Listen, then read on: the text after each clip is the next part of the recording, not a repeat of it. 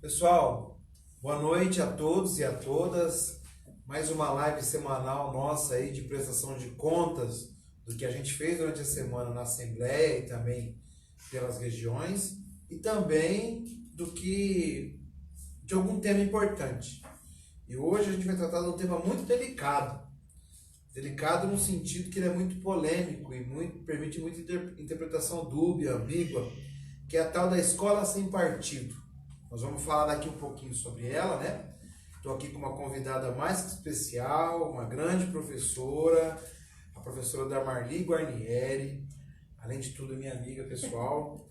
A professora Darmarli é formada em matemática pela Universidade Estadual de Londrina, tem especialização em educação de matemática pela UEL também e é mestranda em filosofia da educação também pela UEL. É professora há 25 anos já, né? Foi novinha, começou a dar aula com 12 anos, pelo jeito, né? Ela é professora no Colégio Estadual Carlos Massareto e também é professora colaboradora na Unespar aqui, campus de Apucarana, em vários cursos, dentre eles, desde o ano 2016, do curso de matemática.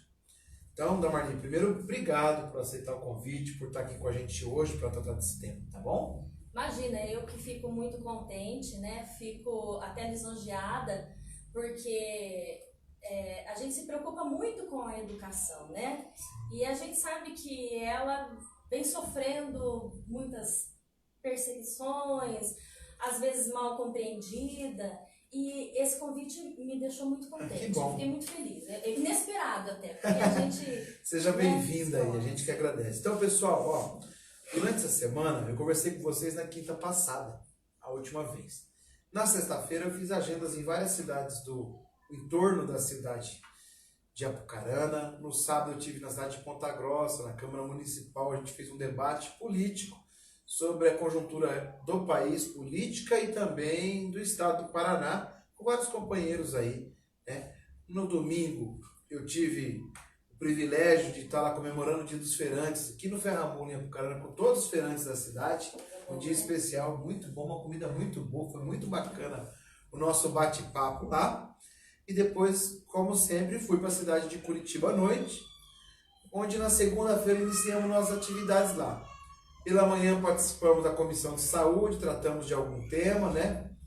Durante o dia ainda teve comissão de finanças, hoje teve um projeto polêmico, onde eu acabei pedindo visto desse projeto, que é um projeto onde o governo do estado tenta ampliar o fomento a pequenas empresas, micro e pequenas empresas, que era o nome de um programa chamado Bom Emprego que o Paraná tinha, quando na verdade tinha mais outras coisas encampadas, eu pedi vista, né?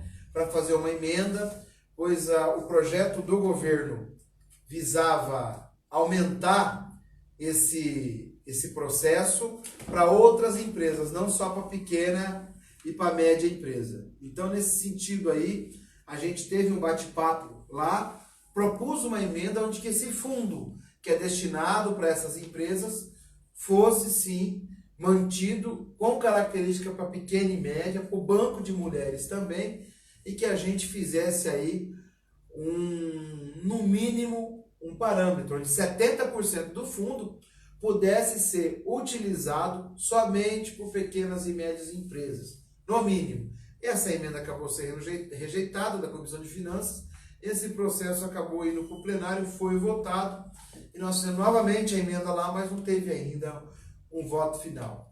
Muito importante esclarecer para vocês que quem move a economia do Paraná é a pequena e média empresa, que mais gera emprego, que mais distribui rendimentos, que mais promove igualdade social. Então, a gente tem que ter esse entendimento, né? Também ainda participamos da atividade na terça-feira com os agentes penitenciários do Estado que reivindicam um plano de cargos e salário para a categoria que não existe, tem o meu apoio. Participei também, junto com a Comissão de Agricultura, né, da comemoração aí do Paraná livre da febre aftosa, sem vacinação. O Paraná conseguiu avançar aí nesse sentido, né? Parabéns aí para o Estado, que vem desenvolvendo um trabalho bacana, e que a nossa carne agora não vai ter mais a pecha de ser uma carne vacinada, perder um pouco de mercado por conta disso. Então, várias coisas importantes. Recebi várias visitas no gabinete. Quero mandar aqui um abraço para o prefeito Robson, da cidade de Ivatuba, para o Rodrigo, prefeito da cidade de Orizona. Quem mais esteve lá com a gente? Deixa eu lembrar. O Formigão, vereador da cidade de Santa Mônica. Para o Toninho, da cidade de São Tomé. Vamos lembrando aqui, mais gente que passou lá, Luan, me ajuda aí. Teve também outras cidades aí ao longo do nosso bate-papo, que eu no final eu vou mandar um abraço para vocês aí. Quero então ir direto ao assunto agora, falar um pouquinho para vocês da Escola Sem Partido. Existe um projeto de lei com o número 606/2016, de autoria do deputado missionário Ricardo Arruda e também do atual deputado federal Felipe Fraschini, que na época ele estava, que prevê um texto onde diz que a escola deve ser sem partido. De cara, o texto é atrativo. O nome Escola Sem Partido leva muitas pessoas a pensar que é uma escola onde não tem partido político, que hoje tem escola com partido político. Pensa-se isso. Me lembra de cara, professora Damarli, um conto do Roberto Drummond, que chama A Morte de DJ em Paris. Esse título desse conto leva a gente a imaginar que DJ era uma pessoa e que ele morreu na cidade de Paris. Quando você lê o conto, muito bom, inclusive, foi escrito no ano de 76, se eu não me engano, ele conta a história de um cidadão, DJ, que na verdade você não sabe se ele morreu ou não durante o conto, mas também ele nunca esteve em Paris. Ele cria Paris no seu quarto, ele tem alucinações, desenha Paris, e ele vive depois dentro desse quarto, praticamente. Daí o título, A Morte de DJ em Paris. E essa escola sem partido já faz com que as pessoas entendam que escola não tem que ter partido, ou que ainda existem escolas hoje no nosso país que tem partido. Esse projeto do Paraná visa exatamente, usa, aliás, esse título para fazer esse debate. E aí, como você é mestranda na área, eu sei que a sua dissertação, o tema da sua dissertação que estava para mim, que é a escola democrática, né? Pensamento reflexivo e a escola democrática é ainda uma pesquisa em andamento, né? Nós ainda não qualificamos, estamos ainda na luta, né? No estudo. E você falou que o título Escola Sem Partido nos leva a pensar que seria assim, uma escola isenta de partido, no caso partido político, mas o que acontece? Eu tenho um colega, né, um colega professor doutor, Sérgio Dantas, que numa certa conversa ele disse, vendo essa afirmação de que a escola é a escola sem partidos, quando a gente nega, nos dá a impressão de que é a escola com partido. Justamente. Né? Você fala assim, nossa, então eu estou negando a frase, eu estou negando a ideia, escola sem partido, então é uma escola com partido. Não, professora, é uma escola isenta de pensamento político, partidário e tal. Então, a gente tem que tomar alguns cuidados, né? Quais são esses cuidados? Você abriu a fala, agora eu vou... vontade. Eu vou falando, né? Expressão livre. Eu vou falando. Contrário do projeto de lei, aqui a expressão é livre, tá? Fica à vontade, fala o que você entender. Antes, como eu falei do colega, e vários colegas estão nos assistindo, os alunos da graduação, né, os nossos alunos que se interessam, que participam da escola com a gente, pediram para eu mandar um beijo para eles. Então, se eu não falar aqui para os meus amigos, professores, para os alunos, né, para minha família, um beijo para vocês, obrigada, né, pelo apoio, pelo incentivo. Obrigada aí de estar com a gente. Se não fosse eles, a gente nem estudado tanto. Com certeza. Então, voltando à escola sem partido, né, voltando ao assunto. Esse é um assunto que não faz muito tempo que se tornou visível, que ele aflorou, mas ele já existe, o pensamento, o movimento da escola sem partido, pelo advogado Najib, ele vem desde 2003. Olha só, é 2003 o tema. Em 2003, ele já falava da proposta da escola sem partido. Que, na verdade, ela é um saudosismo de uma escola autoritária. Porque em um dos textos dele, e está até numa análise que o ministro Barroso fez, Aqui. por isso, tem até essa análise que contestava, né, a inconstitucionalidade do Escola Sem Partido, porque no momento ele dizia assim, são falas do autor, ele colocava assim que não há censura onde não há liberdade de expressão. Justamente. E dentro da escola, o professor, dentro da sala de aula, não tem liberdade de expressão. E aí isso assusta um pouco, porque como pode um professor não ter liberdade de expressão? Olha, nós, professores, Adilson, nós somos formados para ter um pensamento crítico. Com certeza. Porque nós somos responsáveis pela formação de outras pessoas, né? Com certeza. Dos nossos alunos, de outras personalidades. E falaram assim, o professor não pode ter ideologia. Você, quando diz isso, já está tendo uma ideologia. Com certeza. Você já está negando, né? Eu não gosto de política. Você já está sendo político, porque você já está tomando uma decisão política, né? E a escola não pode se isentar da pluralidade. Justamente. O professor, né? A figura do professor, da professora, ele vem carregado de muitas responsabilidades. Você, qualquer indivíduo da nossa sociedade, ele é formado num ambiente social que ele carrega para a escola. O aluno, quando vai para a escola, ele não é uma página em branco. Então, não sou eu que vou doutriná-lo. Ele já tem, não são os colegas que vão doutrinar.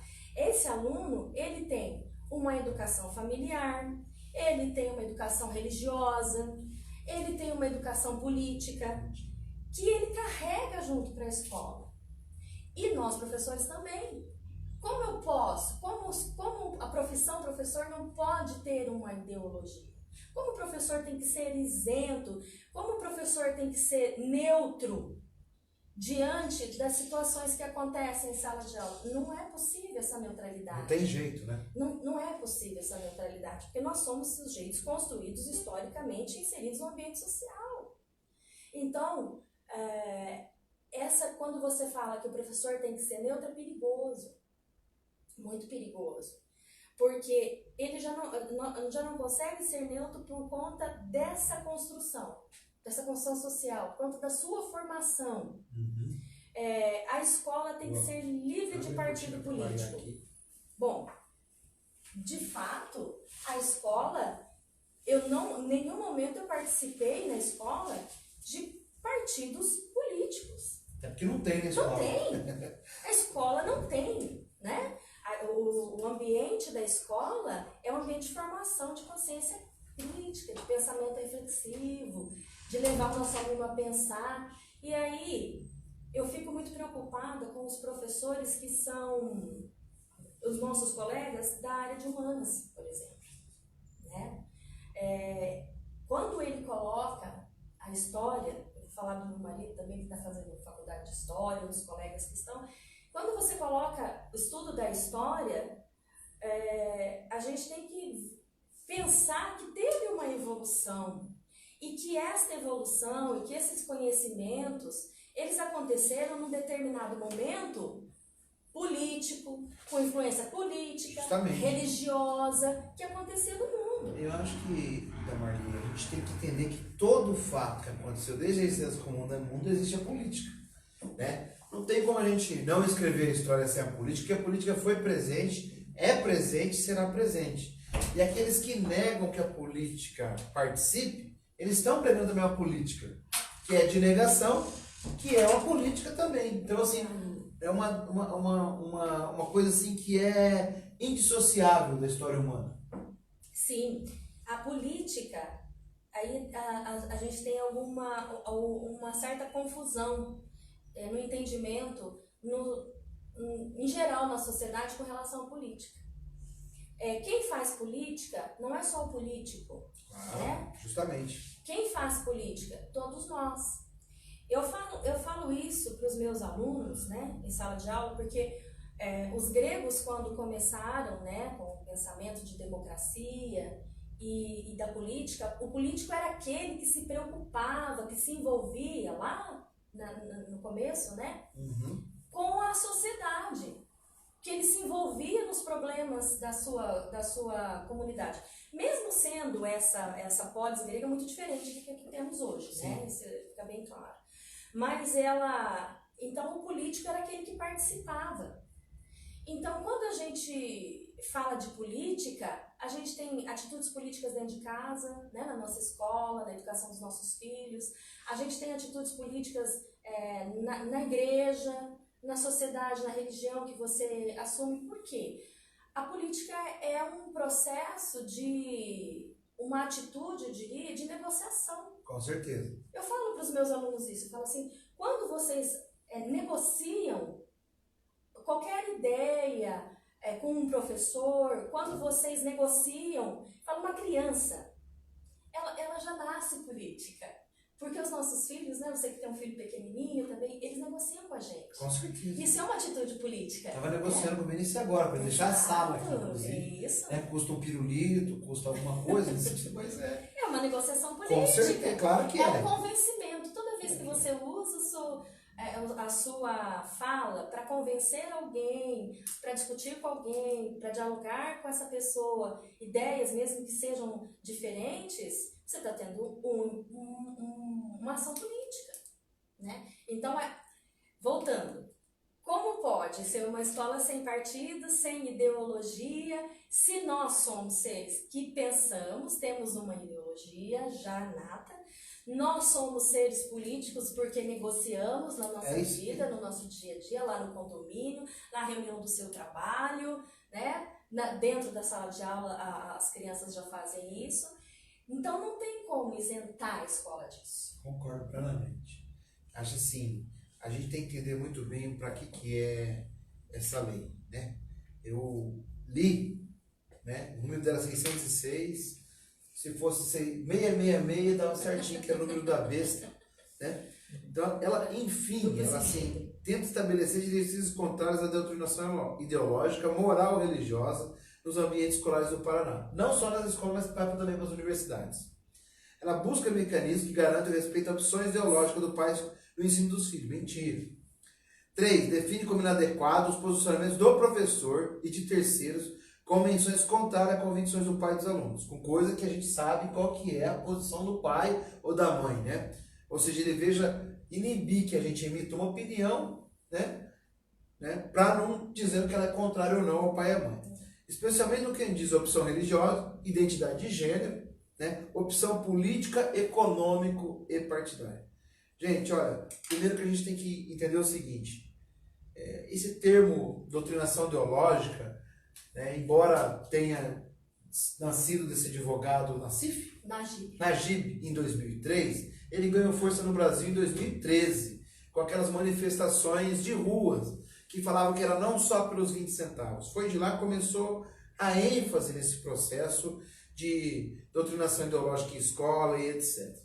Na verdade, na eleição presidencial última, foi um tema usado para se debater? Não foi para debater. Foi usado para acusar e depois usado para tirar o foco de debates mais importantes, como econômico e sociais, etc. Então foi colocado lá, né? Essa lei no Paraná, professor Damarli, ela não deixa claro quem que vai julgar o professor, por exemplo, caso ele seja pego fazendo doutrinação ideológica. O que é assim, pode haver uma inquisição contra professores, principalmente os professores da área de humanas. História, filosofia, porque são temas que mais remetem do que a matemática, por exemplo, a uma discussão política, e etc. Concorda comigo? Eu concordo e vou dizer o seguinte. Primeiro, quando se que os professores fazem doutrinação ideológica, eu vou aqui defender a nossa classe. É o seguinte, o professor já é uma classe que tem sofrido tanto, a gente tem sofrido muito. Às vezes, assim, né, a gente ouve assim, que toda a insatisfação ou todo o prejuízo que há, o insucesso que há na educação, vem nas costas do professor. Como se a educação dependesse de nós, única e exclusivamente do nosso agir em sala de aula. Como se a educação não tivesse outros fatores que também fossem importantes para que ela tivesse sucesso. Verdade. Tá? Então, a primeira vem aí. Então, é o seguinte, os professores não são doutrinadores. As professoras são mães, são donas de casa, são filhas, são esposas, lavam roupa lá na sua casa à noite, depois do dia de trabalho, no final de semana planeja sua aula, entre uma troca de fralda de um filho e uma mamadeira, ela corrige uma prova, planeja um exercício, uma atividade para o seu aluno. Então, o professor, a professora, é de carne e osso. Justamente. É um ser humano que vive, que sente, que sofre como qualquer outro. E nós estamos tão envolvidos com as nossas disciplinas, com a parte burocrática que a gente tem que cumprir, né? Com os nossos planejamentos de aula, com o preparo do conteúdo, que não nos sobra tempo para ficar pensando, hoje eu vou falar de que problema político que está. Não sobra. É claro que acaba aparecendo em alguns momentos tema, tema, né? E acaba. Mas o professor, ele não é assim. Quando eu leio isso, quando eu ouço, eu fico até um pouco preocupada. Falo, parece que os professores são todos uma ordem secreta, uma organização que está aqui para mudar o pensamento das crianças. Vamos entrar lá dentro e vamos colocar o que a gente pensa como sendo certo e como sendo verdade. Até porque não existe verdade. Outra coisa que você falou, e que eu acho muito importante, é de cercear o trabalho do professor. Dizer o que o professor vai fazer. De fato, o texto, ele não traz o que é essa doutrinação. Justamente para O que é a doutrinação? Para permitir fazer. O que é a doutrinação? Não tem. Até porque eles não sabem o que é doutrinação. Eu entendo uma coisa, viu, professor, com doutrinação.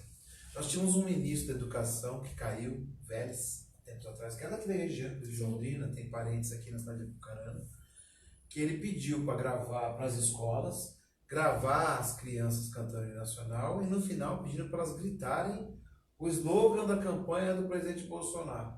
Bom, isso sim é doutrinação ideológica. Esse é uma verdadeira doutrinação. Então, assim, existe na verdade, esse projeto, professor, na nossa concepção, ele quer cercear a liberdade dos alunos aprenderem, a pluralidade dentro da escola e também a liberdade de cátedra do professor. Na verdade, ele quer deixar que você não leia alguns livros e alguns temas. Eu vou dar um exemplo para você. A teoria de Darwin sobre a evolução, sob certo aspecto, pode ser cortada, porque segundo eles é contra a religião. E assim você pode tirá-la do rol. E quando você cerceia aos alunos terem acesso a determinados autores, você cria só uma visão. Eu vou dar um exemplo para você. Eu sou formado em administração pela UEM. Hoje eu sou uma pessoa de esquerda. Mas se fosse só pelo que eu li e pelos principais autores da administração, que são Peter Drucker, Adam Smith, Schiavenato, eu era uma pessoa de direita. Mas foi pela oportunidade dentro do curso de também conhecer outros autores que eu escolhi o lado a seguir e a posição que eu tenho. Se eu tivesse só esses três, por exemplo, se eu não tivesse nenhuma outra percepção, nenhuma outra oportunidade de conhecer outros, estava resolvido. Aí sim é uma escola com partido. E partido único, porque você nivela o campo de atuação. Eu dou para você um bloco de livros, por exemplo, ou você vai ler só isso, e você debater só isso, obviamente, eu tenho um partido incrustado que eu saio com uma única opinião, com uma visão assim, unilateral do processo. Exatamente. Quando a gente fala, né, da evolução darwiniana, fica difícil mesmo trabalhar, porque os autores eles têm uma visão criacionista. E fica difícil a gente falar da evolução humana tratando somente da criação por Adão e Eva. A ciência ela tem um papel importante e importantíssimo na evolução da Com humanidade, certeza. e isso tem que ser levado em conta. Quando a gente fala que a matemática não tem a sua... não chega, né, está mais blindada do que outras disciplinas com relação a esse pensamento de ser ideológica e doutrinadora, acontecem aulas que a gente acaba tendo que tocar em assuntos e em temas que são polêmicos. Né? Sim, por exemplo, vou dar um exemplo de uma aula que eu dei para uns alunos meus na graduação e também trabalhei com os alunos meus no 9º ano, que era sobre violência contra a mulher. E o que eu usei para essa aula? Nós usamos um dado do aumento de violência contra a mulher no país, um estudo sobre a violência contra a mulher no país, que está disponível no Senado. Está no site do Senado. Foi publicado em 2016 e depois teve uma edição em 2018.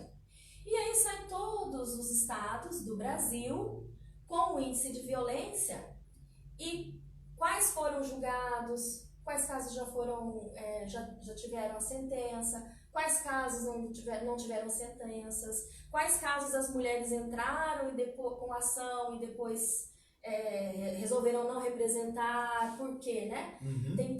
Por que elas não representam? Por medo, né? Do parceiro, que essa violência é doméstica. Isso foi uma aula de matemática e uma aula de estatística, em que você faz ali análise dos dados, de porcentagem por estado, né?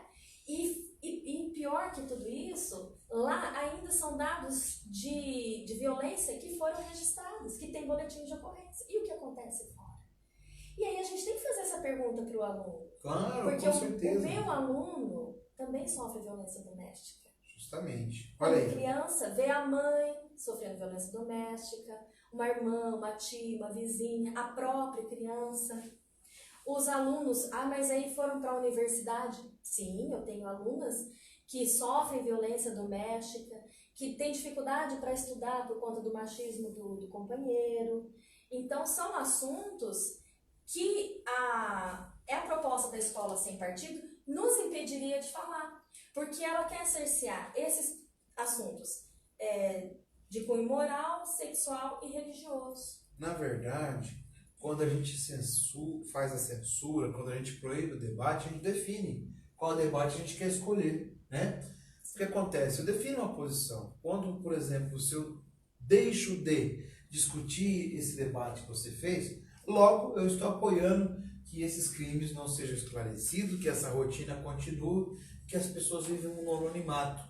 Então, é um ambiente que a gente vive hoje no país de muito ódio, de muito preconceito, de coisas que a gente achava que moralmente jamais a pessoa ia ter coragem de assumir e com o advento dos últimos anos começaram a assumir.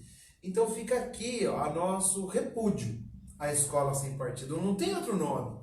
Eu podia falar voto contrário, mas todo mundo sabe que meu vai ser contrário, mas tem que ser repúdio, porque é uma atitude antidemocrática, primeiro de tudo. Segundo, é uma tentativa machista e homofóbica essa escola sem partido. A gente não pode, né? A gente não pode não deixar que se tenha debate sobre esses quesitos. Uma coisa que a gente fala que é muito importante, e as pessoas têm que entender, quando fala identidade de gênero, ninguém está defendendo para ninguém mudar de opção sexual, para ninguém ser gay ou ser lésbica, etc. Não é isso. Aliás, o discurso desse pessoal é que a gente faz isso. Quando a gente fala identidade de gênero, é o respeito ao ser humano, independente da escolha que ele fez, a que ele não sofra violência, a que ele não sofra bullying, a que ele não sofra agressão. É isso que se discute. Não é porque eu não trato do assunto, né? Ou por exemplo, não é porque eu trato do assunto que eu seja a favor, etc. É o que eles querem pregar. Então a gente tem que tomar muito cuidado. Então você que está me ouvindo aí, aliás, eu vou aproveitar aqui um minutinho, professora, para agradecer algumas pessoas que estão aqui com a gente. Tem aqui o Leonardo, que é lá da cidade de Orizona, o Jadilson, da cidade de Maringá, o Ildefonso Teles, lá da cidade de Paraíso do Norte, o Robertson de Curitiba, A Sueli Medeiros está mandando uma pergunta para você, eu já vou falar. A Sueli é professora da cidade de Andirá, nossa companheira. Ó, na minha opinião, professor da Marli, estão tentando implementar uma verdade plena. A olhar deles, verdade absoluta não existe. As instituições devem ser livres, na minha opinião. A cada um deve ser levado em conta. No ambiente escolar tem esse papel. Não podemos aceitar retrocesso sobre a necessidade de conhecimento amplo. Bem isso, né, Sim, professora? certíssima. Tem aqui a Vitória Correia, que é nossa companheira lá de Ivaiporã. Esse tema é muito importante. Querem impedir o senso crítico dos jovens. Né? O Bruno Tressi, que é da cidade de Londrina, está mandando um abraço, dizendo que o tema é importante, estão querendo encarar a história. O Pablo Rocha Pereira, que é daqui de Apucarana, nosso amigo, falando excelente conversa. A nossa amiga, né? Mais sua amiga do que minha, conheci há pouco tempo, a Camila Bolognese, falando da Marli, querida. Obrigada. A dona Lourdes Moraldi, boa noite, mamãe. É um beijão que não final. O Paulo César, boa noite para você também. A gente tem várias pessoas, hoje está aqui simultaneamente aí com... Opa, acho que deu um pico na internet aqui. Estamos com 20 pessoas aí, agora, nesse momento. Temos aí no Instagram, boa noite pro Instagram.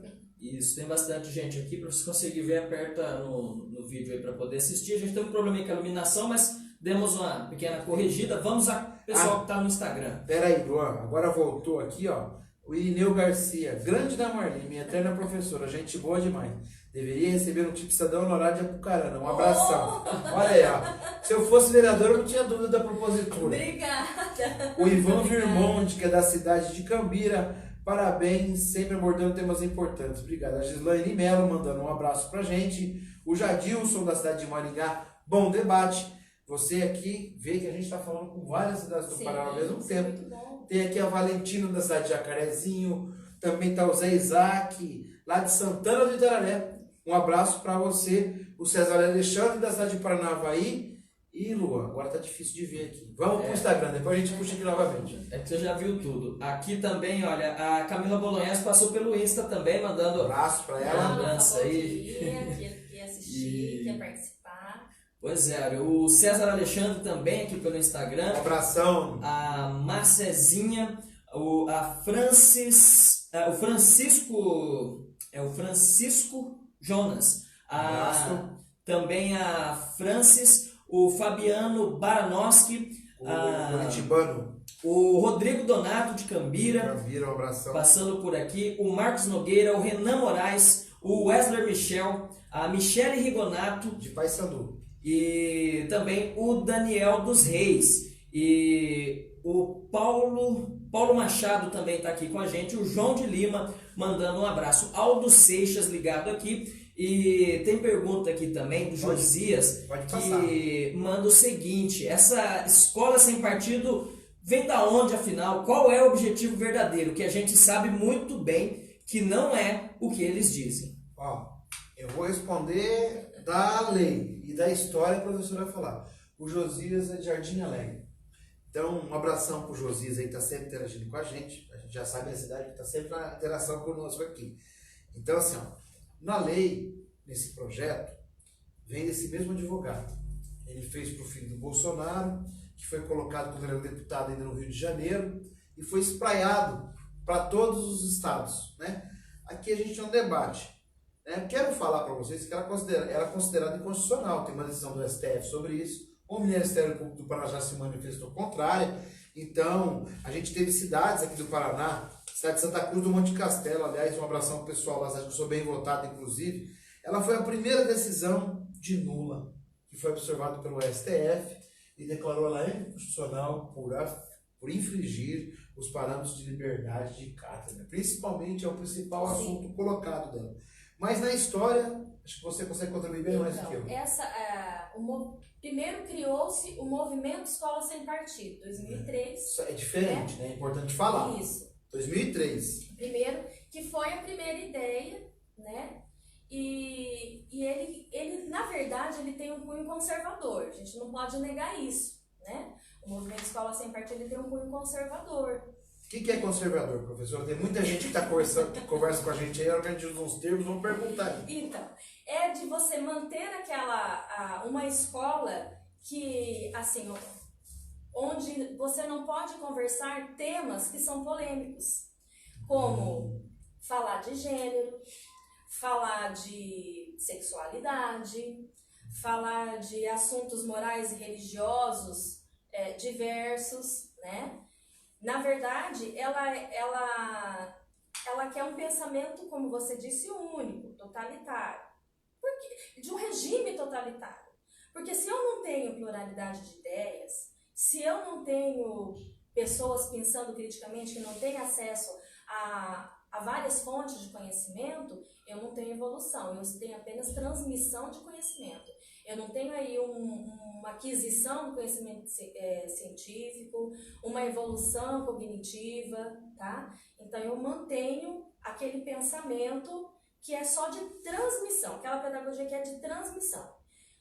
Quando o professor, por exemplo, fala de Segunda Guerra Mundial, ele tem a função, nessa educação mais tradicional, mais conservadora, de dizer que a Segunda Guerra Mundial aconteceu de tal período a tal período, envolveu esses países e fala sobre o Hitler, mas não faz uma análise crítica daquilo. É apenas dados, você passa dados para o aluno, com datas, locais, endereços e ponto. Quando você ensina de uma forma, exato, Ctrl-C, Ctrl-V que a gente fazia na escola, eu tive essa educação, talvez você também tenha tido, né? Que a gente chegava, lia um texto e o professor fazia uma pergunta. Quando iniciou a Segunda Guerra Mundial? E aí você, a Segunda Guerra Mundial ocorreu em... E daí você põe a data, e resolveu, você tirou 10. E quando você vem para a nossa educação agora, uma construção de conhecimento, de um pensamento crítico, de uma reflexão, há que se pensar no que moveu essa Segunda Guerra Mundial. Quais foram os interesses políticos, econômicos que existiam? O que é mais importante do que a data, lógico. Muito mais. Então, E outra coisa, Arilson, o fato de eu não falar de um problema não faz com que ele não exista. Com certeza. Mas é o que tem. Não faz com que ele não exista. É o que a gente vê hoje, né? Eu sofri muito com isso. Eu também vim de escola pública lá de Arizona, né? Estudei ainda, não peguei ainda as mudanças educacionais ao todo. Quando eu fui para a universidade, depois a gente acaba sofrendo porque a formação da gente foi tímida em alguns quesitos como esse. História minha mesmo foi o tradicional decoreba. Não era nem Ctrl-V, Ctrl-C, porque não tinha nem computador na época, né? Então, assim, é difícil. E o que a gente vê hoje é uma impressão de valores para ser colocado para os alunos, né? Quando eu vejo uma ministra falar que menino tem que vestir azul e mulher tem que vestir rosa, a gente vê a vertente. Quando eu vejo que tem que cantar o hino, tem que gravar e gritar o slogan, é uma vertente, né? Então, assim, a gente está vendo situações assim anormais. E quero dizer para você o seguinte: primeiro, por que ela é inconstitucional? Porque o artigo 206 da Constituição, no seu inciso 2º e 3º, estabelece que os princípios devem reger a educação brasileira. Liberdade de aprender, ensinar, pesquisar e divulgar o pensamento. E a diversidade das ideias e de concepções pedagógicas. Na LDB de 96, né, a lei de 93 e 94, determina que os currículos terão diretrizes nacionais, ou seja, essa lei estadual não pode interferir sobre a lei nacional, justamente. E a Constituição do Estado do Paraná, gente, no seu artigo 66, no inciso 4º, coloca que a criação, estruturação e atribuição de secretarias de Estado e órgãos de administração pública e respectivas políticas não é de competência do governo do Estado. Ou seja, essa lei não tem nada a ver com o Paraná. E fatos semelhantes a essa lei já foram julgados. O Tribunal de Justiça do Rio de Janeiro, por exemplo, colocou como inconstitucional a mesma lei pela Câmara de Volta Redonda. É a mesma lei, que ela é recortada, colada e feita, né? Quanto ao STF, a DIN 5337, aprovada na Assembleia, na Assembleia de Alagoas, foi julgada pelo STF e foi colocada aí também como inconstitucional. O STF também colocou ilegalidades semelhantes aqui na cidade de Foz do Iguaçu, no Paraná, em Paranaguá, Santa Cruz do Monte Castelo, como eu coloquei para vocês, e o Tribunal de Justiça do Paraná suspendeu, na cidade de Curitiba, essa lei em primeira instância.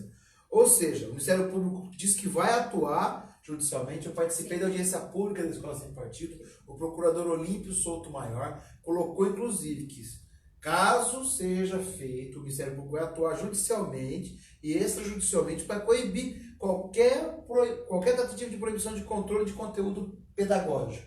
Ou seja, é um absurdo a gente ainda perder tempo, porque a gente devia estar debatendo um tema mais importante na Assembleia do Estado do que isso, que é um fetiche, é um fantoche, né? Que a gente está vendo aí uma questão querendo se atribuir uma suposta doutrinação ideológica, uma lei, né? Então a gente tem que tomar muito cuidado, né? Para decidir isso, né? Para as pessoas aí que confundem liberdade de crença, de religião e de política no âmbito familiar com as prerrogativas do âmbito escolar. Eu acho que é basicamente. Então, professora, a gente vai responder mais algumas perguntas que eu tenho certeza que tem aí, mas fica para você fazer qualquer abordagem, esclarecimento ou conclusão, até porque você tem que dar aula daqui a pouco, e o Benício tá bagunçando. Não, que isso. Muito bem, o Valci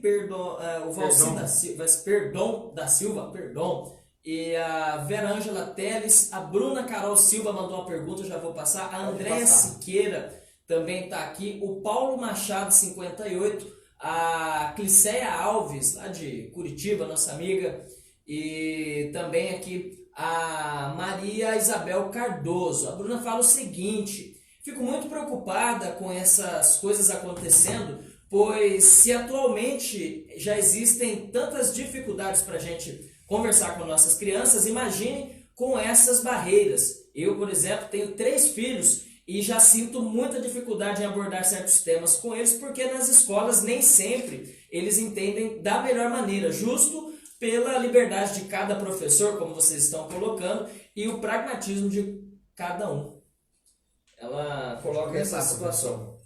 Eu vou falar um pouquinho. Quando você faz a pergunta, vem vindo um monte de ideias na mente da gente, né? Quando a escola trata de assuntos que não se trata em casa, ela faz o seu papel. A escola, ela não tem alunos de uma única religião, não tem alunos de famílias iguais, né?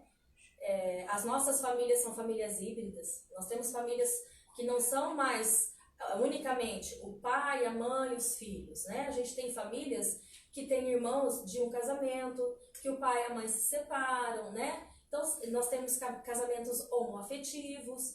Então, nós temos vários tipos de famílias. E as crianças, elas levam isso para a sala de aula. Então, o professor, ele tem que cuidar dessa pluralidade. Não dá para não cuidar dela, né? Não dá para não cuidar das nossas crianças. E quando a gente fala na escola de temas que são polêmicos, e eu vou pegar um deles que é a sexualidade.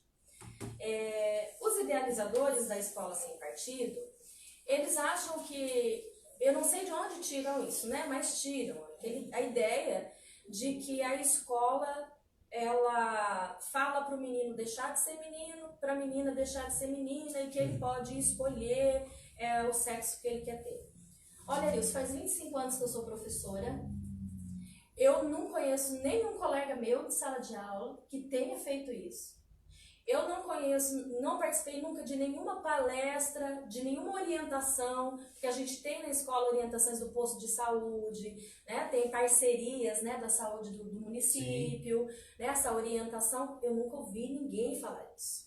O que a gente fala quando você trata, por exemplo, do gênero, é que as meninas e os meninos, eles têm igualdades, né? Eles têm que ser iguais, eles têm que ter acesso às mesmas oportunidades, né? Quando a gente trata dos homossexuais, dos trans,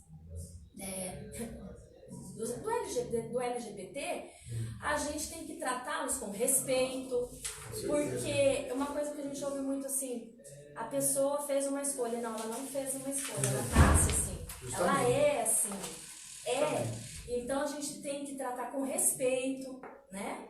E é um ser humano, participa da vida em sociedade, participa da nossa comunidade e está lá na escola.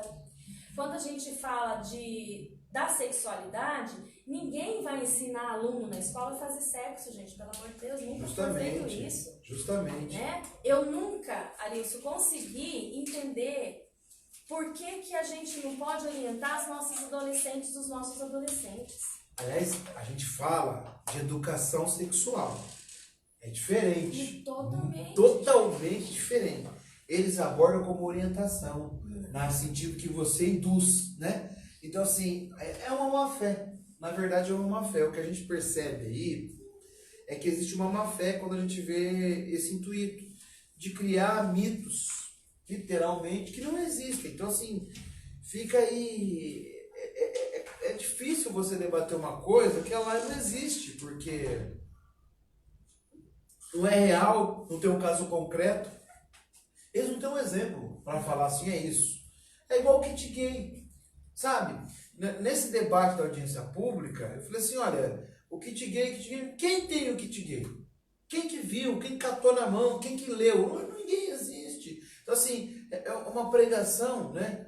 Ainda o deputado lá na época falou, eu tenho. Né? Mas depois não trouxe, não falou que é verdade, né? Então, assim, é difícil debater com a mentira. E a gente está num momento hoje que a mentira contada 10 vezes vira verdade e a gente fica debatendo coisas. O importante hoje, Damarli, era a gente debater aqui o desmonte da educação. O que está sendo feito para acabar com a universidade pública, o que está sendo feito para acabar com a educação, a falta de investimento, a falta de quadro, o preconceito e a criminalização da atividade de professor, principalmente da área de humanas. É esse que é o debate. Como vamos ser no futuro se a gente não está investindo em educação? Eu falo que a gente já tomou outro 7-1 da Alemanha. A Alemanha declarou um pacote agora de bilhões de dólares para investir em educação e o Brasil corta verbas, né? Você aqui na Unespar é um exemplo vivo disso, sabe o que eu estou falando, que a gente teve lá debatendo. Então, assim, o foco é outro. Então, o projeto Escola Sem Partido é uma tentativa de tirar o foco de coisas principais que acontecem. E a gente fica aqui, né?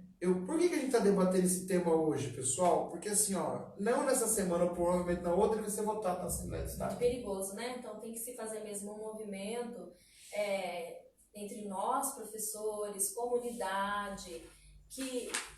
né? Movimento político importantíssimo, de conscientização de outros deputados, né? Para que votem, claro, contra esse projeto. Não faz sentido. Não tem lógica, então. Quero aqui agradecer aqui a André Siqueira, que está mandando um alô também, a Gislaine Melo, o Éder Domingos da Cruz, né? Tem mais gente nova que interagiu. Se tiver mais alguma pergunta, pode fazer para a professora. A gente está em que horário aí, Lô? Nós estamos, já tá mais 10 minutinhos para a gente acabar aí, para você poder ir na sua aula.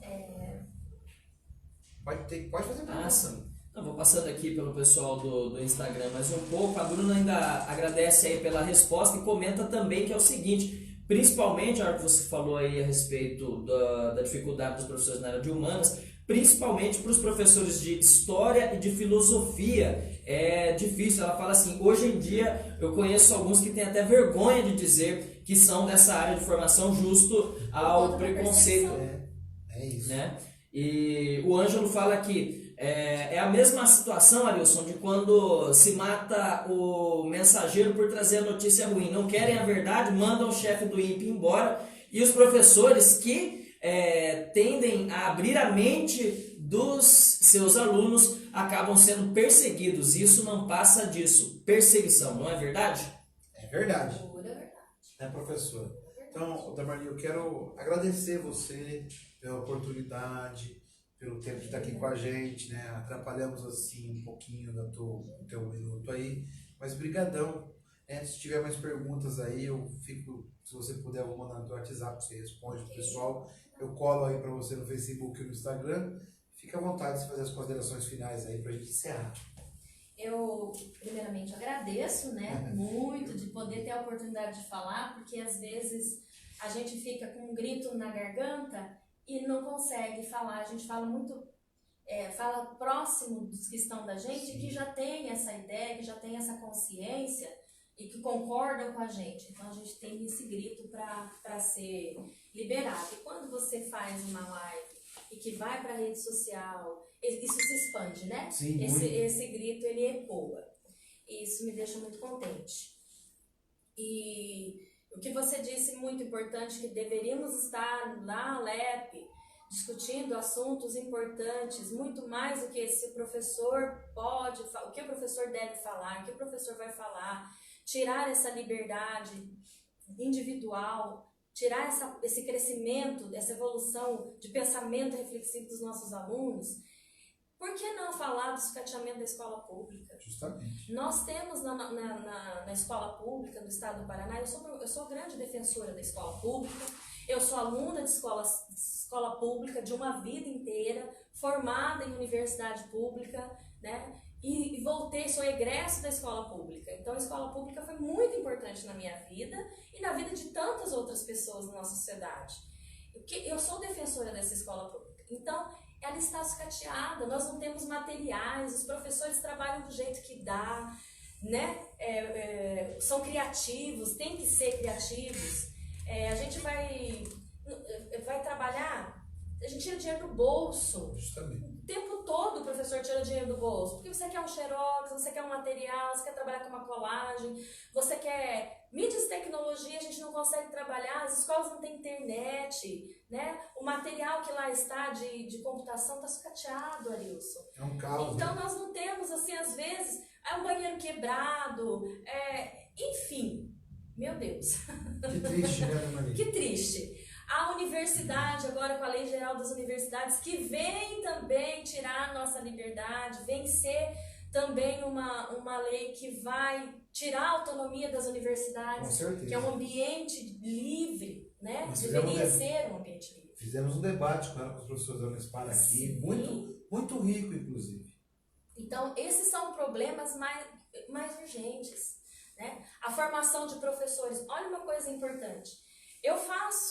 O meu exemplo é um exemplo de tantos outros colegas que a gente faz mestrado, nós fazemos doutorado com recursos próprios, em cidades, né, que são diferentes das que a gente reside, tá lá na estrada, trabalhando 60 horas. Pois O é. governo do estado do Paraná não tem um programa para liberar esses professores para fazer pesquisa, para liberar esses professores para estudar mestrado, doutorado. A gente não tem direito nem à licença-prêmio que a gente tinha, né? Para poder só os professores que estão em fim de carreira, que estão tirando, né? Que vão se aposentar e acabam tirando essa licença-prêmio, nem mesmo uma licença-prêmio de 3 meses para podermos estudar, pesquisar, nos preparar, nós não temos. Então, esses projetos deveriam ecoar dentro da LEP. Com certeza. Não ser uma luta apenas de sindicato, né? Porque o sindicato luta por isso. Com certeza. Isso é sério. Mas tem que ser uma luta política. É isso aí. Para encerrar, o Vinícius pergunta o quê? Professora, mesmo sendo inconstitucional e não ter sido aprovado no Paraná, a professora sente essas ideias, movimentos políticos repressores já prejudicaram o trabalho dos professores ou não? Já prejudicaram, porque nós temos que tomar muito cuidado com o que falamos dentro de sala de aula. Quando uma deputada, não me lembro o nome dela agora, de Santa Catarina, ela fez um projeto e incentivou nas redes sociais que os alunos filmassem professores dentro de sala de aula. Verdade, que barbaridade. Que filmassem os professores dentro de sala de aula. A gente entra em sala de aula, nós entramos em sala de aula receosos do que vamos falar, com medo de sermos perseguidos, de repente o pai de aluno, porque os pais dos nossos alunos, eles ouvem essas fake news e são pessoas simples ali. Com certeza, com certeza. Os pais da escola pública são pessoas muito simples e acabam acreditando nessas coisas, né? E aí a gente tem esse medo, sim, atrapalha, já está atrapalhando, porque muitos de nós já temos receio, fala assim, eu não posso falar disso. E o nosso aluno, ele pergunta pra gente, sabia? Ele pergunta. Na faculdade mesmo, olha um exemplo, eu sou professora de didática, né? Didática da matemática da turma do 2º ano de matemática. Ó, beijo pra vocês aí, que eu sei que estão vendo. E quando a gente vai falar da didática, eu tenho que passar várias frentes pedagógicas, né? Vários tipos de pedagogia. E esses alunos, eles perguntam, professora, mas na sua opinião, qual escola pedagógica, qual tendência pedagógica a senhora acha que é a mais adequada ou que a senhora adota dentro da sala de aula com seus alunos na educação básica? E aí você tem que dar a sua opinião. E que vai ser política, e que vai ser ideológica, e que vai vir carregada de tudo que você já viveu na sua formação. Então, atrapalha-se. Então, encerrando aí, agradecendo a professora Damarli, né? A Sueli Ribeiro tá mandando aqui, ó, professora, estamos juntos, não a repressão escolar. Então, gente, obrigado aí do momento que a gente teve hoje para debater esse tema importante. A gente vai se reportar a vocês. Quero fazer um registro aqui hoje, ó. Tava falando para a Damarli um pouquinho. Esse livro aqui, O Legado Histórico e a Política de Desenvolvimento do Paraná, 2008-2011, foi publicado esse mês, é da nossa autoria. É um avanço da minha dissertação do mestrado, saiu aqui pela editora Novas Edições Acadêmicas, né? Chegou hoje, eu vou estar disponibilizando ele aí no Facebook, né, para vocês, então, fico orgulhoso. Sim, mas tem diz que que um homem, para ser realizado, tem que escrever um livro, ter um filho e plantar uma árvore. Eu fiz os 3. Que bom. Mas não quero morrer agora não, então tem que esperar um pouco mais. Espero que isso seja só. Fico muito feliz e vou avançar e em breve vou retomar o doutorado, porque eu tinha feito um projeto, eu ia fazer doutorado, Marli, em Ciências Políticas na Federal. Peguei o projeto. Mas aí em 2014 fiz a eleição, abandonei o doutorado, o projeto, para ser candidato. Gente, obrigado, boa noite a todos e a todas aí. Fica o nosso agradecimento e a minha posição do professor Damarli. Não, a escola sem partido. Beijo para minha família, filhos, alunos, todo mundo, toda a comunidade. Valeu. Abração. Valeu.